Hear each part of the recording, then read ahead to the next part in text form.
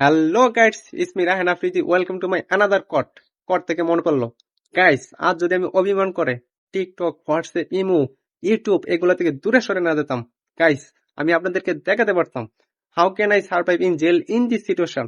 But this is not possible because আমি কিন্তু অভিমান করে এগুলা থেকে খুব দূরে আছি। কিন্তু গাইস, আমি আমার এই দীর্ঘ কেরিয়ারে দিঘি থেকে মহাসাগর অনেক জায়গাতে ডুব দিয়েছি।